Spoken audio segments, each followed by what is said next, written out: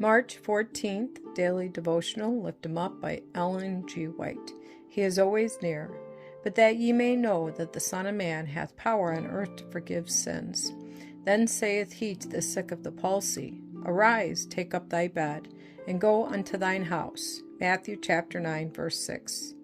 With a new hope, the sick man looks upon Jesus. The expression of his countenance, the tones of his voice are like no other. Love and power seem to breathe from his very presence. The cripple's faith takes hold upon Christ's word. Without question, he sets his will to obey, and as he does this, his whole body responds. Every nerve and muscle thrills with new life, and healthful action comes to his crippled limbs. Springing to his feet, he goes on his way with firm, free step, praising God and rejoicing in his newfound strength. Acting on the word of Christ, he was made whole. By sin, we have been severed from the life of God. Our souls are palsied. Of ourselves, we are no more capable of living a holy life than was the impotent man capable of walking. Many realize their helplessness. They are longing for that spiritual life which will bring them into harmony with God, and are striving to obtain it.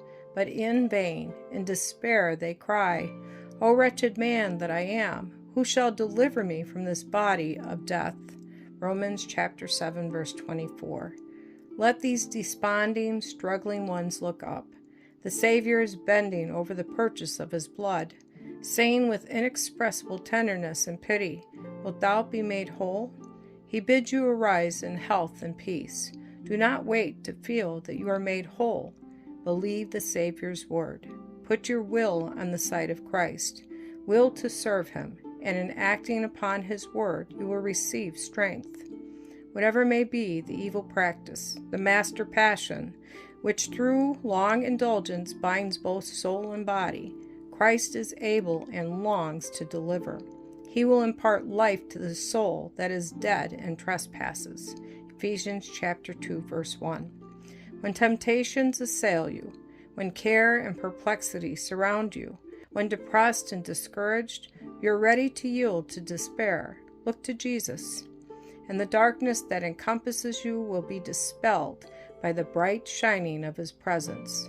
When sin struggles for the mastery in your soul and burdens the conscience, look to the Savior. His grace is sufficient to subdue sin. Let your grateful heart, trembling with uncertainty, turn to him. Lay hold on the hope set before you. Christ waits to adopt you into his family. His strength will help your weakness. He will lead you step by step. Place your hand in his and let him guide you.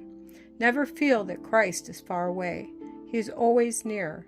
His loving presence surrounds you. Seek him as one who desires to be found of you. He desires you not only to touch his garments, but to walk with him in constant communion.